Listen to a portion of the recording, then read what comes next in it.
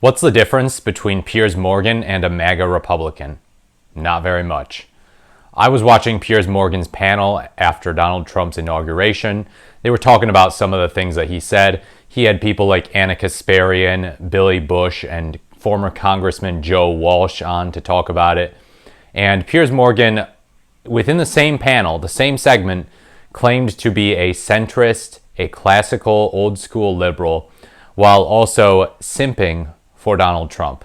And let me give you a great example of this that just proves that he's not being serious. So one of the things that Joe Walsh said as he was criticizing the Democrats for the incompetent way in which they handled the election and how they need to get better at marketing was he had to point out that Donald Trump is not a good person, that he's a horrible person.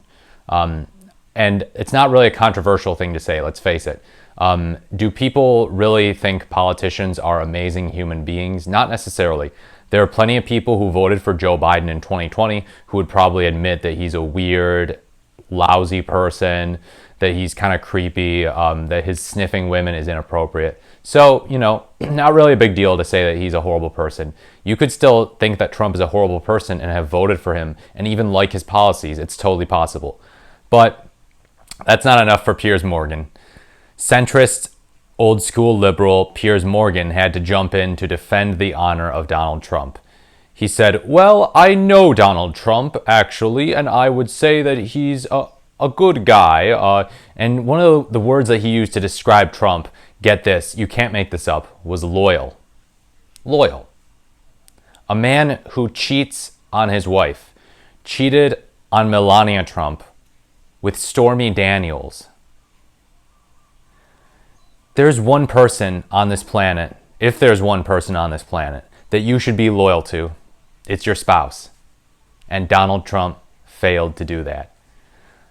The person at the top of every human being's loyalty list, if they have one, is their spouse.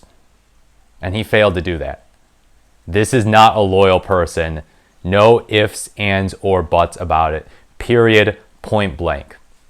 Now, he should have lost evangelical votes over this, but that's an entirely different story.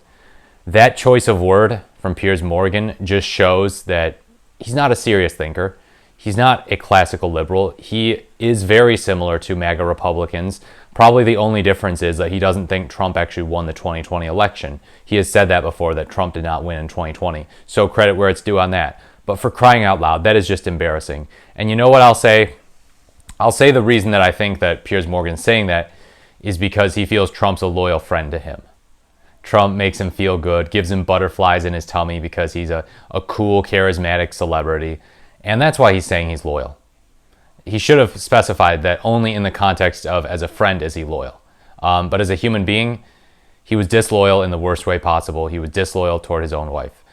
This is one of those things that I thought myself and MAGA Republicans and evangelical Republicans would agree on, is that infidelity is bad. But I guess not. I guess you can still be a perfectly loyal person and commit adultery. So yeah, don't take Piers Morgan seriously when he says he's a classical liberal or a centrist. It's just a mask. It's a facade.